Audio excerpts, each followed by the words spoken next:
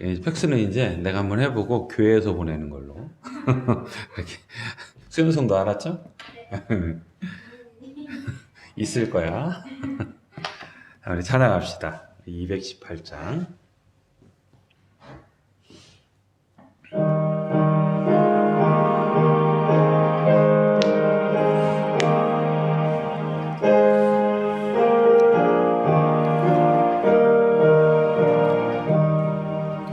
내 맘과 정성을 다하여서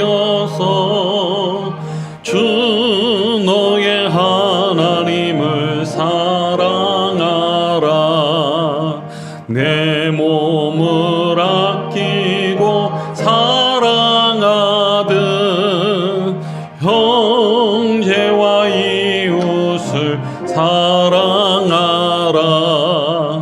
주께서 우리에게 명하시니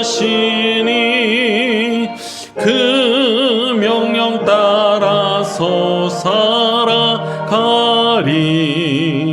널 미워 해치는 원수라도 언제나 너 그렇게 사랑하라. 널 핍박하는 자 위에서도 진실한 마음으로 복을 빌라. 주께서 우리에게 명하시니 그 명령 따라서 살아가리. 나 항상 주님을 멀리하고 형제를 사랑하지 못하였다. 이러한 죄인을 사랑하사 주께서 몸버려 죽으셨다. 속죄의 큰 사랑 받으니 뭐 내 생명 다 바쳐 충성. 내 맘과 정성을 내 맘과 정성을 다하여서 주 너의 하나님을 사랑하라. 내 몸을 아끼고 사랑하듯 형제와 이웃을 사랑하라. 주께서 우리에게 명하시니 그 명령 따라서 살아가리. 널 미워 해치는 원수라도 언제나 너 그렇게 사랑하라. 널 핍박하는 자 위에서도 진실한 마음으로 복을 빌라. 주께서 우리에게 명하시니 그 명령 따라서 살아가리. 나 항상 주님을 멀리하고 형제를 사랑하지 못하였다. 이러한 죄인을 사랑하사 주께서 몸버려 죽으셨다. 속죄의 큰 사랑 받으니 뭐 내 생명 다 바쳐 충성하리.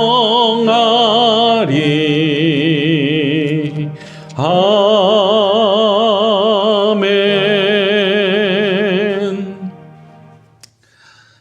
사순절 기간이죠. 삶을 어떻게 살아가고 계십니까? 여러 가지 방법이 있겠지만 제일 중요한 것은 내가 하나님을 기억하고 있는가가 가장 중요합니다. 한 주간을 살면서도 하나님을 기억하는 삶과 기억하지 않는 삶은 다릅니다. 무슨 얘기인지 알겠죠? 하나님을 기억하고 살아가는 것이 중요하다. 우리 220장 우리 함께 찬양하겠습니다.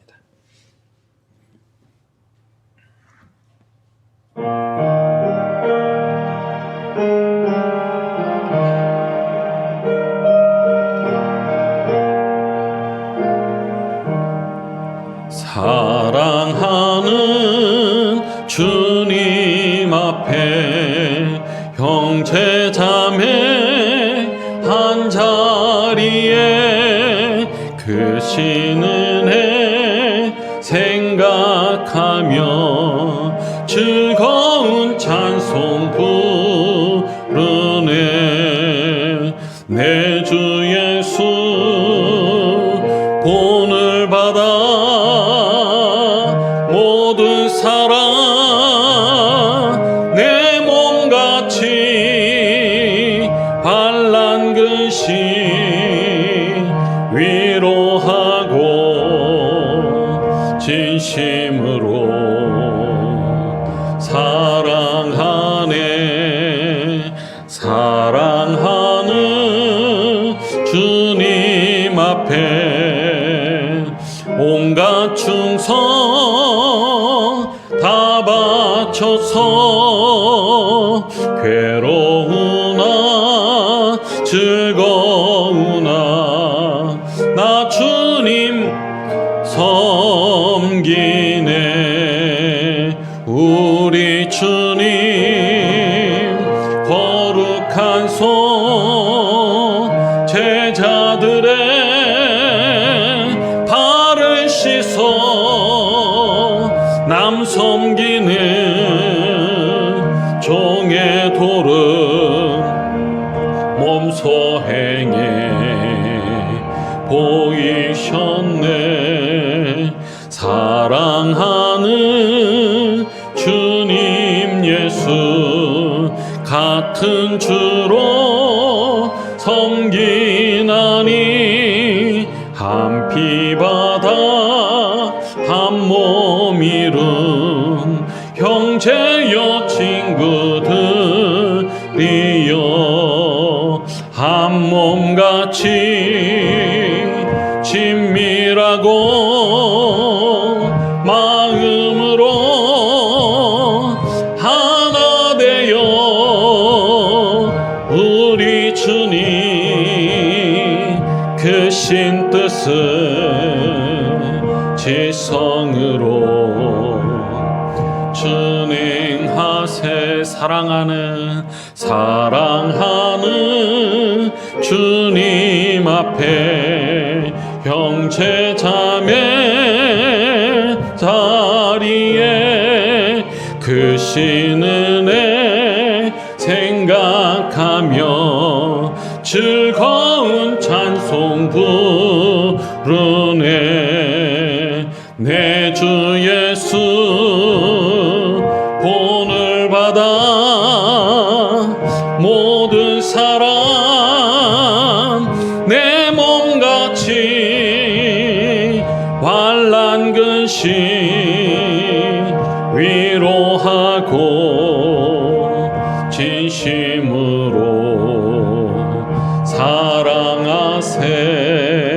사랑하는 주님 앞에 온갖 충성 다 바쳐서 괴로우나 즐거우나 주님만 힘써 섬기네.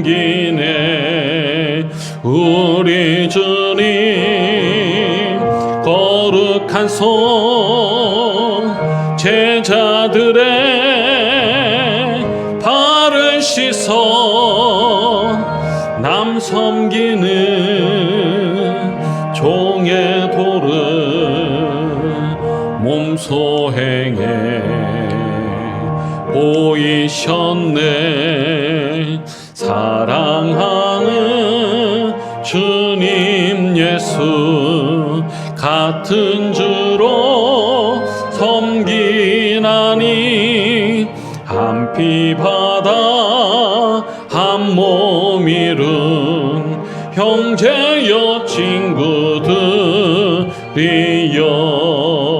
한 몸같이 친밀하고 마음으로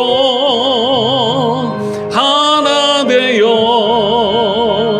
우리 주님 크신 뜻은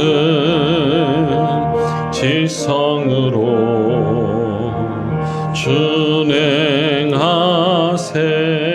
준행하세. 기도하겠습니다. 사랑의 하나님, 너무도 감사드립니다. 하나님을 믿고 살아가는 믿음의 자녀들을 주님 지켜주시고 오직 믿음이 그 삶을 바르고 온전하게 세워나가며 주의 영광을 나타내는 믿음의 복을 아버지 그 삶 속에 누릴 수 있도록 주여 인도하여 주시옵소서. 내가 주님 안에서 강건한 것은 주의 말씀 안에 있기 때문에 그렇습니다. 주님의 말씀이 나의 삶의 중심이 되어지고 나의 삶의 여러 가지 일들 속에서도 분명하고 온전한 주님의 기준이 될 수 있도록 주님 십자가의 기준을 삼고 살아갈 수 있도록 인도하여 주시옵소서. 사순절 예수 그리스도의 십자가 때를 기다리고 있습니다. 우리의 삶에 나의 죄 문제를 해결하신 예수 그리스도의 온전한 사랑이 나의 삶 속에 온전히 고백되어지는 믿음의 한 백성이 될 수 있도록 주님께서 인도하심을 믿고 우리 주 예수 그리스도의 이름으로 감사히 기도드립니다. 아멘. 자, 오늘 말씀은 빌립보서 2장 6절로 11절까지 말씀입니다.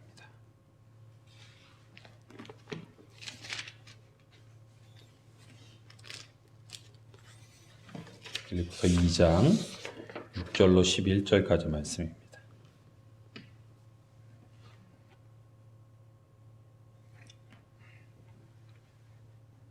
함께 봉독하도록 하겠습니다. 그는 근본 하나님의 본체시나 하나님과 동등됨을 취할 것으로 여기지 아니하시고 오히려 자기를 비워 종의 형체를 가지사 사람들과 같이 되셨고 사람의 모양으로 나타나사 자기를 낮추시고 죽기까지 복종하셨으니 곧 십자가의 죽으심이라. 이러므로 하나님이 그를 지극히 높여 모든 이름 위에 뛰어난 이름을 주사 하늘에 있는 자들과 땅에 있는 자들과 땅 아래에 있는 자들로 모든 무릎을 예수의 이름에 꿇게 하시고 모든 입으로 예수 그리스도를 주라 시인하여 하나님 아버지께 영광을 돌리게 하셨느니라. 아멘. 할렐루야. 제가 문득 그런 생각을 했습니다. 삶이 뭔가 정말 진정한 삶이 뭔가. 진정한 삶은 있잖아요. 이게 목사님이니까 그렇게 말씀하시죠 라고 얘기할지 모르지만 주 안에 살아가는 삶입니다. 그죠?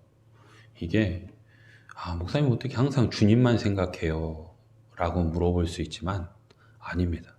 오히려 주님을 놓쳐버리는 삶이 굉장히 불안하고 그리고 연약한 삶이기 때문에 그렇습니다. 그래서 주 안에 살아가야 된다. 우리 더삼교회의 2021년 슬로건이 뭔 줄 아십니까? 수요 예배를 지키는 교회입니다. 그러니까 삶의 예배를 지키자. 그 삶 예배가 되다. 라고 하는 슬로건을 우리가 가지고 있습니다. 이거를 좀 더 우리끼리 마음이 맞는 사람들끼리 그리고 이것에 마음에 동의가 되는 사람들끼리 좀 확장해 나가면 그 삶, 교회 안에서 살다. 이렇게 되는 겁니다. 그러니까 아이들이 이제 수연성도도 아까 내가 문득 그런 얘기를 했잖아요. 집에 있으면 뭐 할 거야. 교회가 있어. 우리가 밖에 있던 안에 있던 우리가 없으면 누구라도 있어야 될 거 아니에요. 그죠? 교회 안에 믿는 사람만 오는 것이 아니라 믿지 않는 이들도 오지만 더 중요한 건 믿는 교제가 일어나는 곳이 세상보다는 교회가 쉽다는 얘기야. 그렇다면 그냥 따뜻하게 불 켜놓고 잠깐 한숨 자는 것도 교회 와서 자고 그리고 아침에 와서 있다가 네가 사든 내가 사든 같이 라면 끓여 먹고 이야기하다가 돌아가는 것도 교회면 좋고, 그리고 아이들이 세상에 모르는 아이들과 뛰어노는 것보다 믿음의 중심을 가지고 있는 아이들이 서로가 돌보고 뛰어노는 것이 더 좋고. 근데 지금 교회는 서비스업으로 바뀌었습니다. 이게 교회라고 하는 것이 어떤 신앙의 문제, 위로의 문제만 담당하면 끝나는 것 같이, 삶의 문제는 빠진 채 그냥 어떤 위로의 문제로, 신앙의 어떤 한 축의 문제로만 치부되다 보니까 이런 이야기가 나온 지 한참 됐지만 선데이 크리스찬이라고 하는 이야기가 나왔고, 그리고 세상 일과 교회 일은 다르지요 라고 하는 고백이 우리의 삶 속에 일어날 수밖에 없는 겁니다. 옛날에 저를 가르치셨던 목사님은 저희를 이렇게 가르쳤거든요. 학교 갈 때 교회 들렸다 가라. 학교 끝나면 교회 들렸다 집에 가라. 옛날에는 그게 무슨 말인지 몰랐는데, 신앙을 정말 진지하게 갖고 난 다음부터는 이런 의미가 무엇인지를 새삼 깨닫습니다. 아, 내가 교회 안에서 산다는 것은 일부러 교회 가는 것이 아니라 교회 가는 것이 즐거운 것이고, 오히려 정말 교회 가는 것이야말로 내 삶의 중심과 방향이 되어지는 것이구나. 근데 이게 조금 더 확대가 되려면 교회 가는 것이 아니라 하나님을 찾는 것이 나의 삶의 중심이 되어지고 하나님을 바라보는 것이 나의 시선이 되어지는 거구나 라고 하는 겁니다. 그래서 교회를 가는 겁니다. 아이들 끝나면 데리고 놀이터 하는 게 아니라 교회 오는 거예요. 현장장로님, 되겠습니까? 어렵지 않다는 얘기예요. 왜냐면 오히려 그것이 습관이 되면 아이들을 신앙 안에서 교육하지 않아도 아이들이 자연스럽게 신앙 안에 큽니다. 우리가 아이들을 신앙 안에 교육한다는 것은 굉장히 어려운 일이지만 슬픈 일이에요. 신앙은 교육이 아니라 삶입니다. 그래서 옛날에 이스라엘 사람들은 그 신앙을 누구에게 맡겼냐면 그들의 할아버지, 그들의 아버지에게 맡겼습니다. 그리고 어머니의 품 안에 맡겼습니다. 무슨 얘기냐면 그들을 앉혀서 옛날 이야기하듯이 아니면 그들을 다독이듯이 그들의 삶 속에 그들을 신앙 안에 묶어놨다라고 얘기를 하는 겁니다. 성경은 있잖아요. 우리의 신앙을 어떻게 표현하냐면 너희의 머리에 띠를 띠어라. 이게 머리에 띠를 띠라는 얘기가 무슨 얘기냐면 그들은 말씀을 적어갖고 있잖아요. 차곡차곡 접어서 머리에 띠를 띱니다. 손목에 찹니다. 이게 그들이 삶 속에서 하나님의 말씀을 잃어버리지 않고 하나님의 말씀대로 살아갈 수 있도록 항상 가까운 곳에 하나님의 말씀을 두고 살아가고 있다라고 이야기를 하는 겁니다. 그래서 앞으로 우리가 더삼교회가 지향하는 바는 내 삶의 모든 통로가 교회가 되어져야 된다. 그러니까 목회자가 있거나 없거나 교회가 나의 삶의 기점이 되어져야 되고, 그리고 내가 있기 때문에 누군가 또 와야 되는 거예요. 그러니까 목회자가 있어서 내가 가는 자리가 아니라 내가 있기 때문에 누군가 교회 오는 것이 어렵지 않다는 얘기예요. 아, 교회 가면 누구든지 있어. 그러니까 다른 친구 만나려고 전화하는 게 아니라 교회 가면 신앙의 공동체, 즉 공감대를 가지고 있는 사람들이 거기에 앉아서 커피를 마시고 이야기를 나누고 그리고 삶의 소담이나 연약한 것들을 중보하고 나누는 자리가 바로 교회가 되다 보니까 자연스럽게 발걸음이 교회로 향하는 겁니다. 근데 요새는 사람들이 교회에서 발걸음이 세상으로 향하죠. 이게 다른 겁니다. 결국은 우리가 하나님 안에서 하나님을 찾아 나가는 것이 가장 중요하다. 그래서 우리가 2021년도에 더삼교회가 지켜나가야 될 것은 교회로 발걸음을 돌리자. 어떨 때는 힘들죠. 애들이 뭐 같이 뛰어노는 것이 내 아이들 하나 보는 것도 힘든데 5, 6, 7, 8씩 막 놀면 힘들죠. 그런데 조금 더 지나가면 전혀 힘들지 않습니다. 오히려 나 혼자 아이들을 보는 게 힘든 거예요. 아이들끼리 놀면 그렇지 않습니다. 그리고 어느 순간에 되면 집에 가고, 그리고 서로가 어떤 소식을 뒤로 듣는 것이 아니라 서로가 교제하고 나누는 가운데 서로의 소식이 중보가 되어지고 기도가 되어지는 정말 실질적인 삶의 주축이 교회가 되어져야 된다라고 얘기를 하는 겁니다. 무슨 얘기인지 알겠죠? 이게 도삼교회의 온전한 방법과 방향이 되시기를 바랍니다.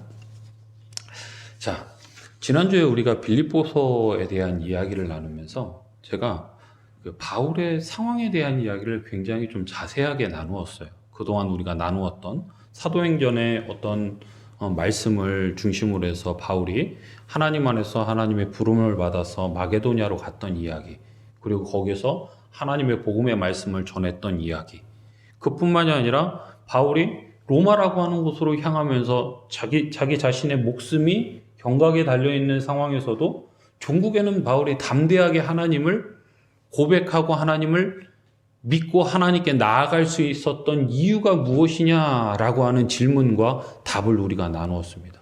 아주 짧게 우리가 그것을 정리하면 매 순간 감옥에 있든지 태풍 안에 있든지 뱀에 물렸든지 자기가 죽게 될 로마라고 하는 곳에 들어가는 그 입구에 섰든지 바울이 종국에는 바라봤던 것이 무엇이냐면 하나님이었다는 겁니다. 하나님. 그렇기 때문에 내가 두렵지 않다는 거예요. 왜 두렵지 않냐면 하나님께서 나와 함께 하시고 그리고 하나님께서 하시고자 하는 일을 나를 통하여 나타내신다면 그것은 이것이든 저것이든 하나님의 뜻으로 나타나는 일이기 때문에 내가 두려워할 일이 아니라는 거예요. 그래서 바울이 있잖아요. 태풍 가운데서도 천사가 나와서 바울에게 여기 있는 사람들 중에 한 사람도 상하지 않을 것이다 라고 이야기를 했을 때 그들에게 담대하게 이야기할 수 있었던 겁니다. 뱀에 물려도 하나님께서 나를 쓰시고자 한다면 분명히 이끌어 가실 테고 그렇지 않다면 나를 여기서 죽게 한다고 할지라도 이것이 하나님의 유익이고 하나님의 뜻이라면 내가 순종할 텐데 중요하지 않다는 얘기입니다. 오늘 빌립보서에 쓰여진 이 놀라운 사건은 바울이 로마라고 하는 곳에 감옥에 갇혀서 쓴 옥중 서신 중에 한 가지 책으로서 바울이 이야기하는 것은 내가 여기에서 너희에게 쓰는 편지의 목적이 있다는 얘기입니다. 우리가 신앙생활하면서 이 목적을 가지고 살아가면 굉장히 담대해집니다. 선교사님들이 가끔 이제 외국에 선교를 나가시잖아요. 근데 선교사님들이 자비량으로 선교를 다 감당하시는 분들이 그렇게 많지 않습니다. 아니 거의 없다고 봐야 돼요. 왜냐하면 내가 아무리 많은 물질을 쌓아놓고 있어도 종국에는 선교에 나가면 그 물질을 다 소진하고 결국은 거기에서 자비량으로 선교가 되지 않는 상황이 와요. 옵니다. 결국은 옵니다. 물질 믿고 가는 선교가 아니기 때문에 그래요.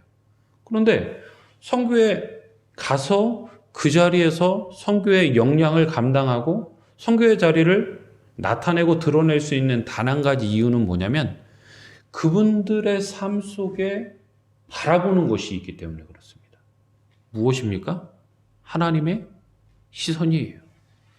하나님의 시선이 한 영혼 한 영혼을 바라보고 그들을 천하보다 귀하게 여기는 마음이 그 안에 있기 때문에 배가 고프든지 핍박을 받든지 연약한 상황에 처해 있든지 목숨이 경각에 달렸든지 거기에서 나는 그리스도인입니다 라고 고백할 수 있는 담대함이 들어서는 겁니다.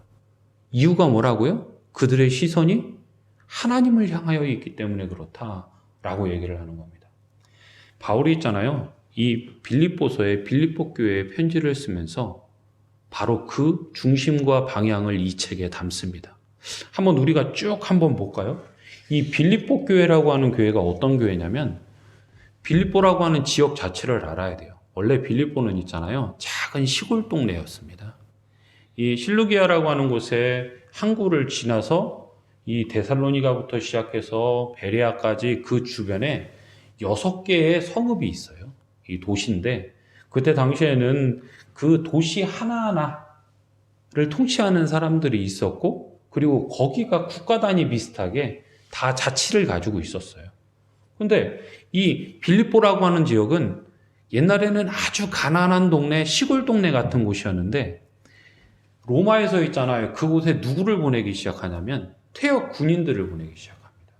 그러니까 전장에서 싸우던 사람 중에 은퇴한 사람들을 땅을 주어서 정착하게 만드는데 그 지역이 어디였냐면 이 빌립보라고 하는 지역이었습니다. 그러다 보니까 거기에 거리나 아니면 건축이나 아니면 행정이나 아니면 문화가 어디랑 굉장히 흡사했냐면 로마하고 흡사했습니다.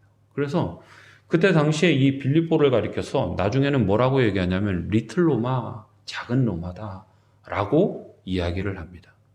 그럼 이 빌립보라고 하는 지역에 가장 강력하게 그들을 지배하고 있었던 것은 무엇일까요? 황제입니다. 황제. 로마에서 군인으로 있던 사람들이 빌립보에 도시를 세웠어요. 군인들은 황제의 명령으로 로마의 제국을 만들던 사람들입니다. 그들이 은퇴하면서 와서 누구에게 땅을 하사받았냐면 황제에게 하사받고 거기에 와서 사는 거예요. 그렇다면 이 가이사르라고 하는 그때 당시에 통치하고 있던 로마의 황제 이름이 가이사르였는데 이 가이사르라고 하는 이 황제의 정권은 대단한 겁니다. 대단한 거예요. 그런데 있잖아요. 그곳에 바울이 처음 들어가면서 그들에게 굉장히 큰 크랙, 즉 갈라짐을 만듭니다. 그게 뭐냐면 그들은 신이요, 그리고 그들의 중심, 그리고 신앙의 주체가 누구였냐면 황제였는데 바울이 가서 뭐라고 얘기하냐면 가이사르는 신이 아니요 오직 유일한 왕, 유일한 신은 하나님입니다. 그리고 하나님께서 이 땅에 나의 죄를 위하여 예수 그리스도를 보내주셨습니다. 라고 말하기 시작하는 거예요. 그러면서 굉장히 큰 사회분란이 일어납니다.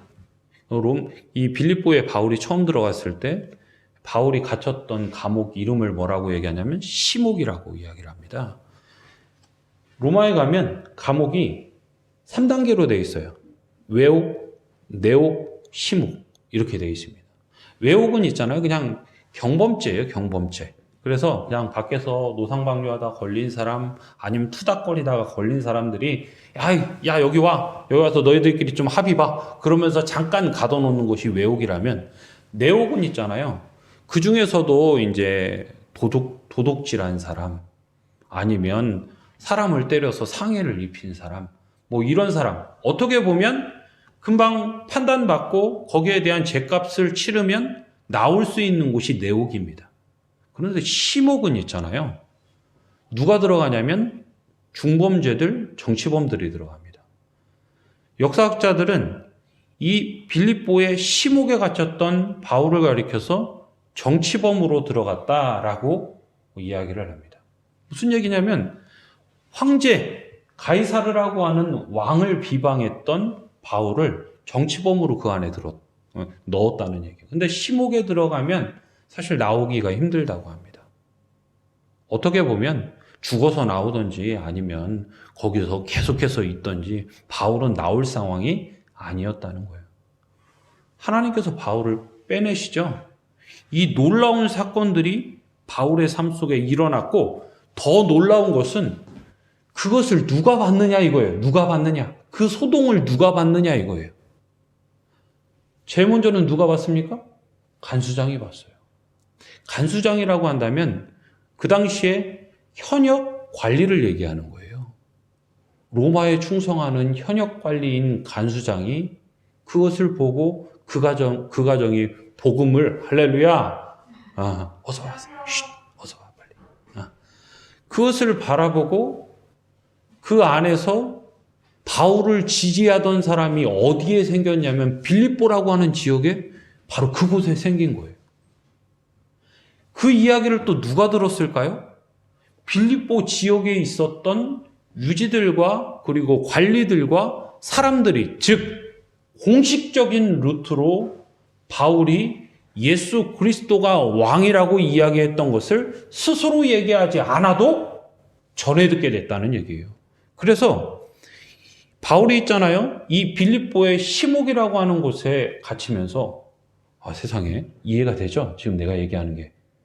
이렇게까지 설교를 해본 적이 없는데 잘 들어봐요. 재밌어요. 제가 이해하고 있으면 재밌는 거예요. 그러면서 그리스도인들이 그동안 암암리에 숨어서 전하던 그리스도가 이제는 백일하에 드러나기 시작합니다. 공식적인 그리스도로 드러나기 시작했다는 거예요. 그래서 바울을 따르는 사람이다. 즉 바울과 함께 모이는 사람이다. 그러면 그 주위에 있는 그 주위에 있는 도시 사람들조차도 뭐라고 얘기하냐면 쟤들은 그리스도를 전하는 사람이야 라고 그리스도라고 하는 이름이 부각되기 시작합니다. 놀라운 일이죠. 사실은 그것이 아픔이고 어려움이라고 생각했는데 종국에는 그 사건을 통해서 오히려 그리스도라고 하는 분을 더 명확하고 분명하게 전할 수 있는 계기가 되었다는 거예요. 바울이 그걸 본 거예요. 그걸 느낀 겁니다. 그리고 종국에는 바울이 쫓겨서 고린도까지 가지만 사실은 바울을 따르는 무리들로 하여금 명확하게 더 정확하게 그리스도를 전하기 시작했다라고 이야기를 하는 겁니다. 자, 바울이 그 일련의 사건들을 다 경험하고 나서 그리고 나서 로마의 옥중에서 편지를 쓰는데 빌립보 교회에 편지를 전하면서 이렇게 이야기를 합니다. 성경은 하나하나 따라가 볼게요. 빌립보서 1장 3절 말씀입니다. 316페이지, 7페이지, 317페이지 신약입니다. 펴놔봐요. 딱 펴놔봐요. 하나하나 보면서 갈 테니까. 자, 한번 읽어봅시다. 3절 말씀 시작. 내가 너희를 생각할 때마다 나의 하나님께 감사드리며, 그리고 6절 말씀해 보니까 너희 안에서 착한 일을 시작하신 이가 그리스도 예수의 날까지 이루실 줄을 우리는 확신하노라 라고 이야기를 합니다. 내가 지금 감옥에 있지만, 나는 지금 로마의 감옥에 있지만 너희들에게 편지를 쓰면서 여러분들을 생각할 때마다 내가 하나님께 감사할 수 있다는 얘기예요. 기쁘다는 얘기예요. 이유가 뭐냐? 여러분 안에서 선한 일을 시작하는 하나님께서 여러분들의 삶 속에 여러분들 안에서 일하시는 그것이 선한 일이라고 하는 것을 나는 확신하고 있기 때문에 그렇습니다. 라고 빌립보서는 시작을 해요. 그럼 빌립보서는 처음에 무엇으로 시작하는 거예요? 감사로 시작하고, 그리고 무엇으로 바울은 이 편지를 쓴 거예요? 확신으로 쓴 거예요. 우리가 신앙생활하면서 내가 어느 자리에 있든지 어느 곳에 있든지 위축되고 주눅들지 않을 수 있는 단 한 가지 이유는 무엇이냐? 내 안에 예수 그리스도의 확신이 있다는 거예요. 우리 정원 성도님이 나하고 그리고 한 사람 한 사람하고 여러 가지 상황은 다르고 우리가 처지가 힘들고 수연성도 내 몸의 건강의 문제가 그리고 나의 삶의 문제가 일어날지 모르지만, 그러나 우리가 그것에 치부되지 않거나 흔들리지 아니하고 확실하게 살아갈 수 있는 단 한 가지 이유는 내 안에 하나님이 있다고 하는 분명한 확신이 있기 때문에 그렇습니다. 남편이 일 갔다고 이래나 저래나 집에 누워있던 사람이 나갔으면 잘 됐어. 얼마나 감사해. 그치? 이 세 분 우리가 만날 때도 잘 모르고 알면서도 살면서도 잘 모르는 삶을 살아가고 있지만 중요한 건 변해가고 있다는 겁니다. 변해가고 있다. 우리가 만나고 난 다음에 굉장히 많이 변했어요. 감사합니다. 저는 그 확신을 가지고 있어요. 내가 믿음 안에서 여러분들을 대하면, 여러분들에게 말씀을 제가 잘 가르치면, 여러분들이 말씀 안에서 잘 살아가면 그 인생 지금보다 더 좋아집니다. 조급해할 필요 없어요. 내일 당장 변하면 좋겠지만 그건 절대로 유익이 아닙니다. 오히려 아픔이에요. 나의 삶 속에 중요한 것이 무엇인지를 잃어버린 채 얻는 축복은 결국은 가시가 되어서 나에게 옵니다. 아주 정확하게 우리가 누려야 돼요. 그래서 신앙이라고 하는 건 명확하게 지켜지는 곳에서 세워지는 겁니다. 제가 왜 정원 성도한테, 수연 성도한테, 우리 현정 성도님한테 수요예배 나와라, 예배 나와라. 목회자는 여러분들에게 다른 걸 줄 수 없습니다. 오직 정확한 신앙의 자리와 신앙으로 다져진 그 삶의 단단함을 줄 수가 있는 거예요. 그러니까 죽을 것 같으면 교회 오십시오. 무슨 얘기인지 알겠죠? 기뻐도 교회 오십시오. 아파도 교회 오시고 혼란스럽고 외로워도 교회 오십시오. 목회자를 보려고 오는 것도 위로의 방법이라면 좋습니다. 사모님과 나누고. 그러나 가장 궁극적으로는 하나님께 오십시오. 바울이 첫 번째 이 빌립보서를 쓰면서 첫 번째 했던 것은 나의 상태와 상황과 상관없이 내가 감사하며 그리고 내가 확신하노니 라고 이야기를 했어요. 그리고 빌립보서 1장 12절로 26절의 말씀에 보면 21절 한번 봐볼까요? 21절에 뭐라고 얘기하냐면 이렇게 얘기합니다. 읽어볼까요? 시작. 이는 내게 사는 것이 그리스도니 죽는 것도 유익함이라 라고 이야기를 해요. 자기 상황에 대해서 이야기를 하면서 내가 너희들에게 편지를 쓰노니 그것은 감사와 그리고 확신으로 쓴다고 그랬어요. 그런데 나의 상황은 지금 어떤 상황이냐면 옥에 갇혀있는 상황인데 너희들이 나의 상황을 보고 야, 너나 잘해. 네 상황이 지금 어떤데? 라고 말할 수 있다는 거예요. 어느 날 누군가 수연 성도에게 와서 야, 네 삶이 그렇게 힘들은데 교회는 웬 말이야? 라고 얘기할 수 있다는 얘기예요. 그때 그리스도를 아는 사람과 모르는 사람의 차이는 명백합니다. 모르는 사람은 위축돼요. 아, 그래. 내가 지금 내 상황도 힘들어 죽겠는데 지금 무슨 배부른 소리야. 근데 아는 사람은, 이 아는 사람이라고 하는 건 그 앞에 선행되어지는 이야기가 있는데 그게 뭐냐면 하나님이 나를 지킨다고 하는 것을 경험한 사람은 내가 모를 때에는 세상에서 휘둘려 부딪혀 살았지만 내가 알고 나서는 지금일수록 선하고 분명하게 그리스도 안에 설 거야 라고 고백할 수 있다는 얘기입니다. 바울이 옥에 갇혀서 하는 얘기가 나에겐 사는 것이 그리스도니까 죽는 것도 나는 사실은 두렵지 않아. 이유가 뭘까요? 내가 죽으면 나의 영혼이 누구에게 가요? 그리스도에게 가요. 그리스도에게 가요. 세상에 진흙탕 속에서 살아가는 것 같은 그 척박하고 처량한 삶보다 빛과 같이 밝게 빛나고 그리고 하늘의 영광 본향 천국에 가는 게 낫습니다. 영혼을 믿는 사람, 구원을 믿는 사람은 있잖아요. 여기에 주저함이 없어요. 남 종살이 하듯이 남편 뒤치다거리 하듯이 새끼들 챙기느냐고 내 인생 없듯이 우린 그렇지 않아요. 절대로 그렇지 않습니다. 그러느니 나의 삶 속에 그리스도를 말하고 나의 삶 속에 그리스도를 전하는 것이 즉 남편에게 아이들에게 그리고 그리스도를 믿지 않는 많은 사람들에게 그리스도를 명확하게 말하고 내 영혼 동안 평안할 수 있다면 왜 평안해요? 구원받았으니까.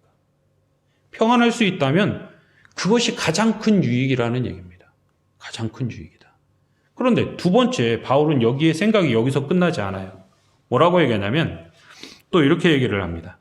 내가 석방이 되더라도 내가 살더라도 내가 지금 여기에 나오더라도 가장 중요한 것은 다른 이들에게 이것을 전할 수 있어서 유익이다 라고 이야기를 하는 겁니다. 결국은 무엇이 유익이다? 그리스도를 지키면서 살아가는 내가 그리스도께서 나에게 약속하신 천국의 유익을 내가 얻을 수 있어서 내가 유익이고 두 번째는 내가 여기서 나가면 사실은 나 하나만 사는 게 아니거든요. 이래니 저래니 해도 사랑이 내 딸이잖아. 그죠? 이게 내가 남편 보고 사나? 사랑이 보고 살지. 그죠? 우리 은호도. 내가 남편보다는 은호가 이쁘지. 근데 종국에는 남편도 이뻐진다는 얘기입니다. 제가 뒤에서 막 남편 욕을 많이 해도 사실은 남편을 위해서 기도 많이 해요.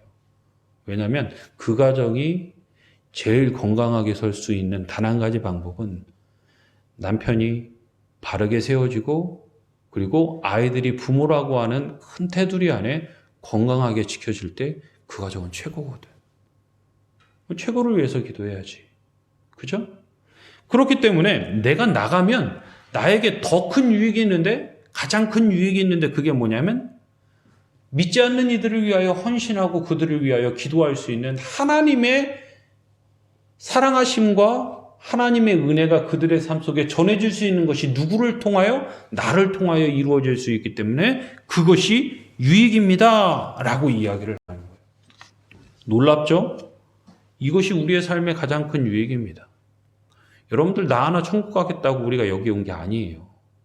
아니, 올 때에는 모두가 하나님의 사람으로 이 땅에 왔지만, 그러나 지금 이 시점에 나 하나 천국 가겠다고 발버둥 치는 건 굉장히 불안하고 부끄러운 일입니다. 부끄러운 일이에요. 생각해봐요. 내가 나 하나 천국 가는 것도 내가 확신할 수 없는데 남편이 웬 말이고 애들이 웬 말이고 그리고 부모가 웬 말이고 그리고 친구가 웬 말이야 라고 얘기를 해봐요. 이거 슬픈 일이잖아요. 그런데 생각을 해봐요. 나 하나 하나님께서 구원하신 것은 너무 확실해. 그것이 너무 커서 내가 사랑하는 것까지 지킬 수 있다고 하는 분명한 하나님의 중심과 방향을 가지고 있어. 이 사람이 어떻게 실망하고 낙심합니까? 그래서 자살은 굉장히 큰 죄인 거예요. 자살은 하나님을 신뢰하지 않는 겁니다. 가끔 이제 신방을 가면 자살하신 분 집에 신방을 가요. 저는 여러 번 갔어요. 큰 교회에서 사역하다 보면 그런 분들이 교회에는 없을 것 같죠? 천만의 말씀이에요. 굉장히 어려운 자리입니다. 거기에서는 이런 얘기 안 하지. 거기에서는 위로하고 오지. 그러나 우리들 입장에서 지금 우리가 함께 이야기를 하는 그리스도라고 하는 중심의 입장에서는 반드시 지옥 갑니다. 하나님을 믿지 않는다고 하는 너무도 확실한 증거가 나의 삶을 포기하는 데서부터 왔기 때문에 그래요. 내 삶은 내가 포기하는 게 아니에요. 하나님이 쓰시는 겁니다. 무슨 얘기인지 알겠죠? 그러니까 그지 같고 힘들어도 살아있어야 돼. 내 생명을 주관하시는 분은 하나님이라는 겁니다. 그럼 목사님 이 삶을 이렇게 살아가야 됩니까? 그건 당신이 생각하고 당신이 원하는 당신의 욕심이고 그 자리에서 나를 쓰시는 하나님의 방법과 방향이 없을 것 같습니까? 하다못해 말기 암 환자도 하나님께서 쓰신답니다. 이게 누구 얘기냐면 그 이선희 씨인가? 아무튼 그 개그우먼 이름을 내가 잘 모르는데 그 사람이 말기 암이에요. 그런데 어느 날 하나님께서 자신의 마음속에 동료 개그맨 중에 암 환자가 있어서 마음속에 감동을 주시는데 그에게 전화해서 했던 얘기가 이거예요. 하나님이 너를 사랑하신대. 하나님이 너를 지키신대. 그러니까 그 개그우먼 상대편이 뭐라고 얘기를 하냐면 언니 내가 암 환자야. 그게 무슨 얘기야. 나도 암이야. 그런데 내 안에 큰 평안은 너도 가질 수 있어. 하나님이 너를 사랑하신대. 그 이야기를 듣고 다른 누구도 하지 못했던 위로를 그가 받습니다. 하나님이 그렇게 쓰신다는 얘기예요. 하다못해 가장 연약하고 가장 낮은 자리에 있는 자도 하나님께서 그렇게 쓰시는데 나를 쓰시지 않으실까요? 가장 중요한 것은 내가 이 삶을 살아가는 것은 누구의 유익이다? 하나님의 유익이다. 하나님의 유익을 나타내면서 사는 것이 가장 중요하다. 그러니까 애써야 됩니다. 애써야 돼요. 무슨 얘기인지 알겠죠? 그래서 빌립보서에 보면은 바울이 이야기하는 예수 그리스도의 본을 따라서 살아가는 삶이 가장 중요합니다. 라고 하면서 1장 27절에 이렇게 이야기를 합니다. 한번 읽어볼까요? 시작. 오직 너희는 그리스도의 복음에 합당하게 생활하라. 이는 내가 너희에게 가보나 떠나 있으나 너희가 한 마음으로 서서 한 뜻으로 복음의 신앙을 위하여 협력하는 것과 라고 얘기를 해요. 여러분들은 하늘의 시민으로서 그리스도의 복음에 합당하게 생활하는 것이 가장 중요합니다. 라고 이야기를 하는 겁니다. 이 이야기가, 이 삶이 그 빌립보라고 하는 지역의 빌립보 그리스도인들이 그렇게 살아가고 있었다는 얘기예요. 지금 더삼교회가 이 지역에 또한 여러분들의 삶 속에 그리스도를 말할 수 있는 한 가지는 밖에 나가서 누구 붙잡고 교회 다녀야 천국 가, 이거 아닙니다. 이거는 잘못된 생각이에요. 그게 나쁘다는 건 아니에요. 그런데 내 삶을 봐봐. 내 삶은 어느 날 그냥 교회에 가서 교회에서 전도하라고 하니까 전도용지 하나 들고 밖에 나가서 이렇게 살아야 됩니까? 아는데 우리 집 밑에 사는 사람은 나를 알아. 밤마다 날아다니는 것이 TV고 밤마다 던져지는 것이 장난감이고, 그러면 그 전도지를 받는 그 사람은 뭐라고 얘기를 하겠어? 너나 잘 살아라. 내가 몸이 아파갖고 병들어서 매일 울어.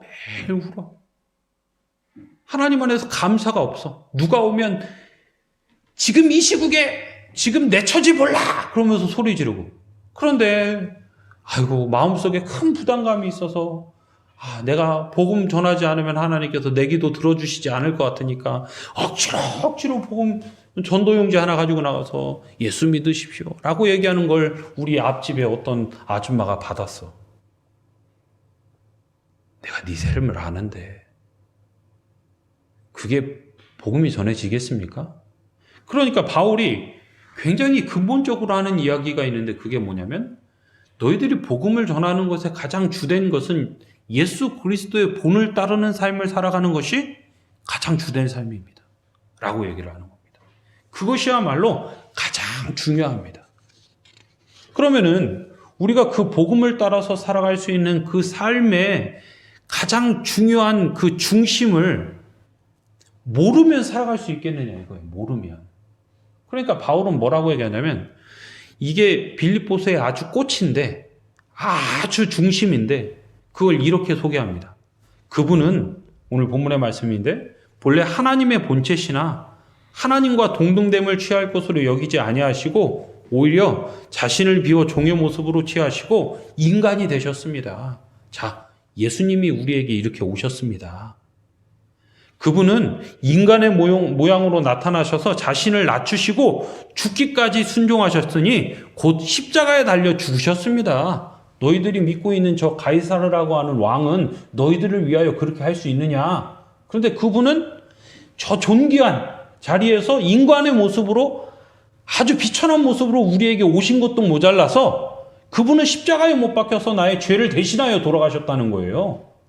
그리고 뭐라고 얘기하냐면, 그러므로 하나님께서는 그분을 지극히 높여 모든 이름 위에 뛰어난 이름을 주사 하늘과 땅 위와 땅 아래에 있는 모든 것들이 예수의 이름 앞에 무릎을 꿇고 모든 입으로 이렇게 시인하게 하셨습니다 라고 얘기를 하는 거예요.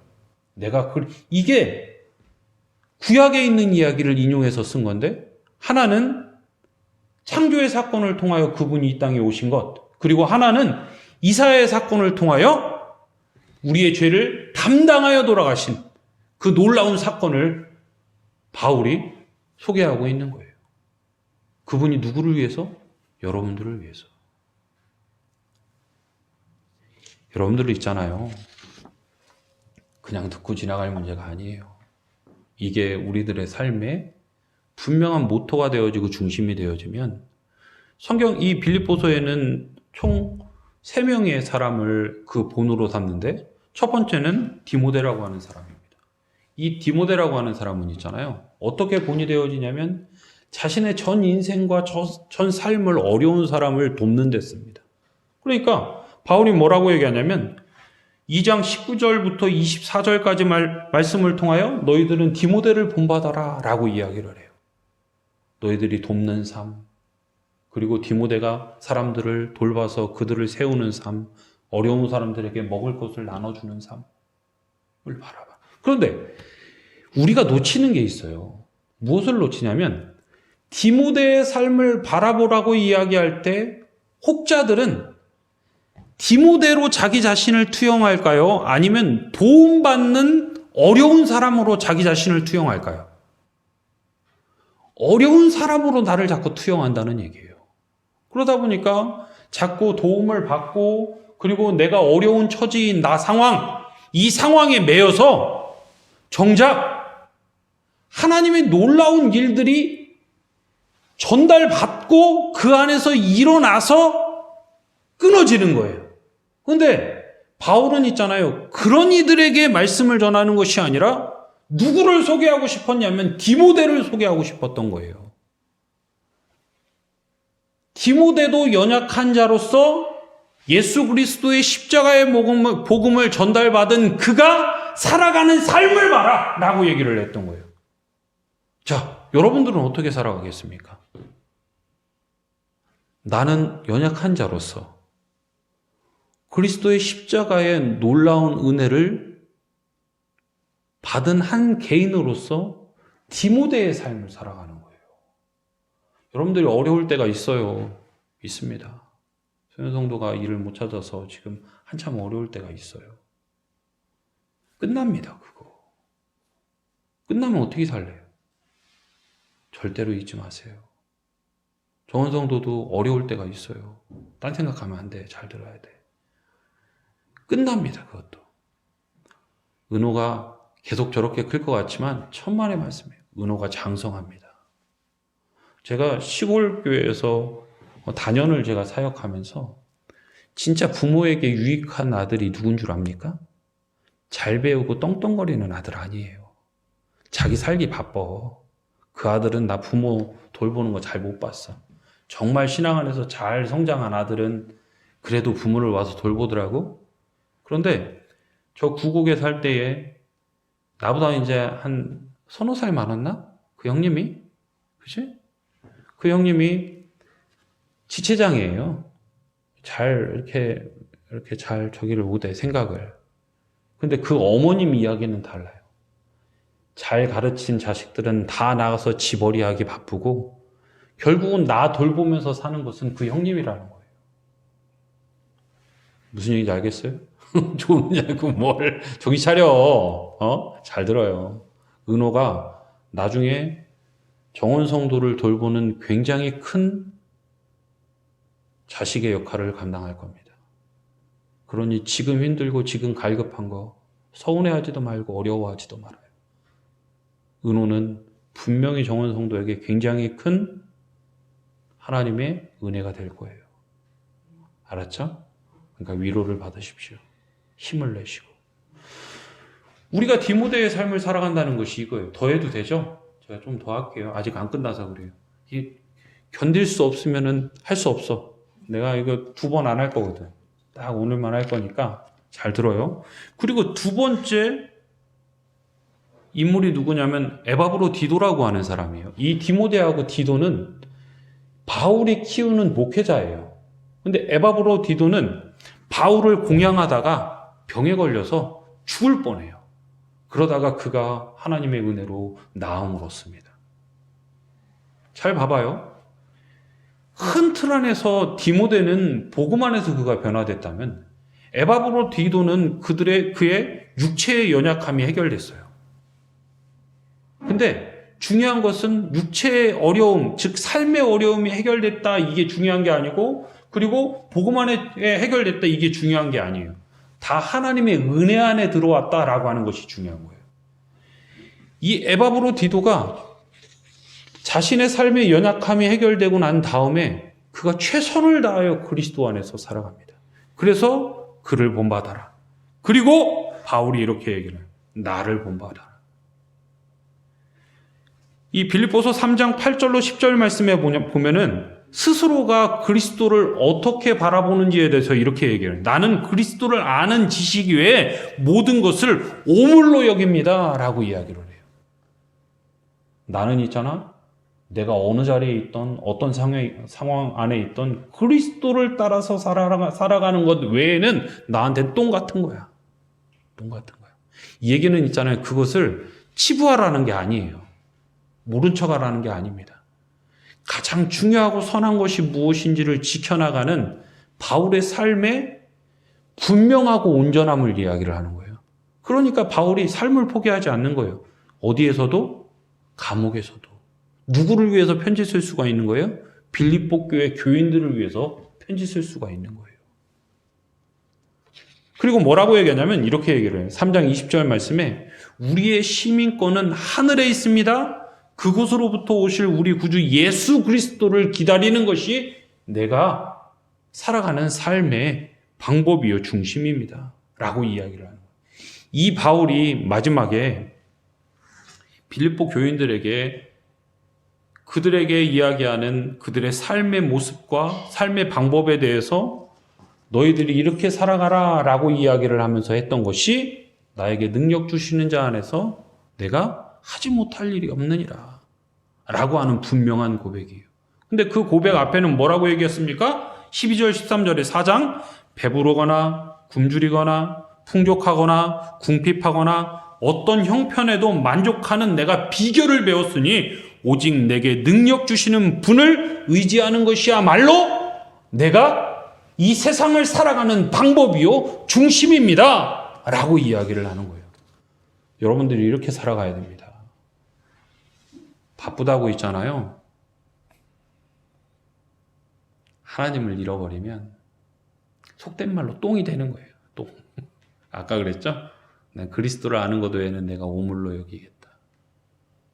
사랑하는 성도 여러분, 우리가 믿음 안에서 살아간다는 것은 이 분명한 믿음의 중심이 나의 삶을 견인하는 겁니다. 무슨 얘기인지 알겠죠? 네, 저는 세 분이 굉장히 소망이 있어요. 고마워요. 처음에 만났을 때는 이분들이 우리 정원 성도가 믿음 안에서 내가 잘 서갈까? 여러 가지 힘든 것도 있지. 그리고 이렇게 투닥거리는 것도 있지. 그지? 그러나 그건 누구에게나 있는 거야. 제일 중요하고 진짜 믿음 있는 사람은 그러한 흔들림 속에서 내가 주 앞에 나와 있느냐가 가장 중요한 거예요. 사력을 다해서 주 앞에 나와 예배 보고 하나님의 말씀 안에서 살아가는 사랑하는 우리 성도님들이 되시기를 주의 이름으로 축원합니다. 아멘. 너무 길었죠? 괜찮아. 기도하겠습니다. 사랑의 하나님 너무도 감사드립니다. 복음 안에서 살아가는 믿음의 자녀가 부끄럽지 않도록 주님 이 자리에 세워주셨으니 사랑하는 자녀들의 그 삶이 지켜지고 주의 영광을 나타내는 온전한 믿음의 고백이 그 삶을 이끌어 주의 영광을 나타내는 믿음의 백성으로 주님 세워 주시옵소서. 모든 것 주님께 맡기며 우리 주 예수 그리스도의 이름으로 감사히 기도드립니다. 아멘. 우리 찬양 한 장 하겠습니다. 359장 찬양하시고 주기도문으로 예배를 마칩니다. 359장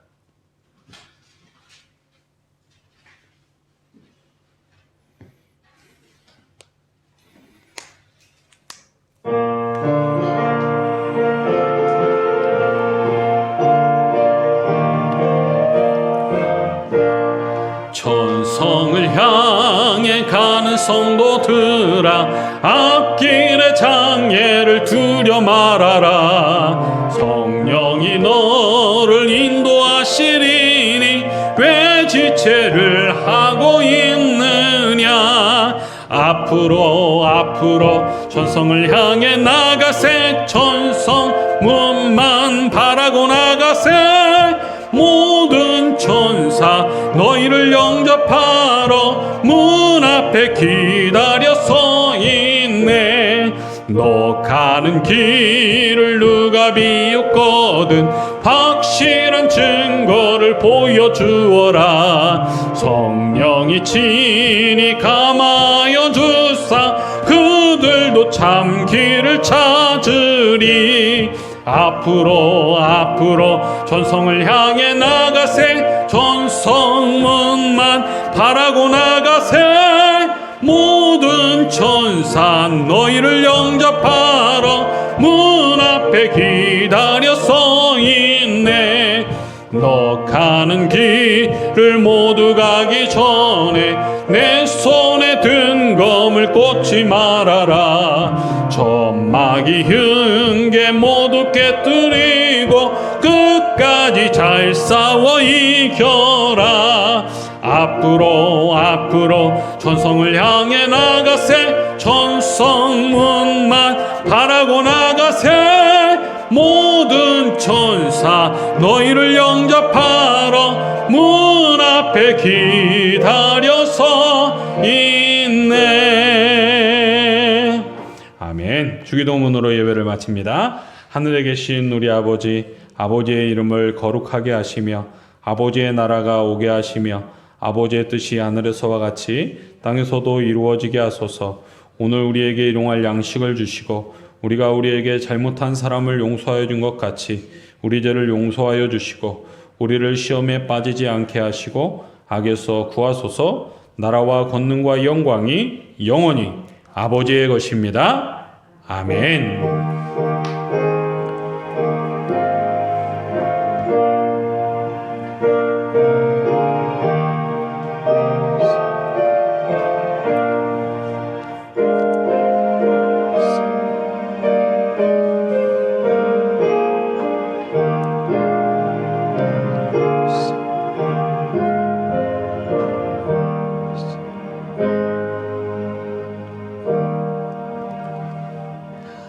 아멘. 우리 하나님께 영광의 박수 돌립니다. 하나님 감사합니다.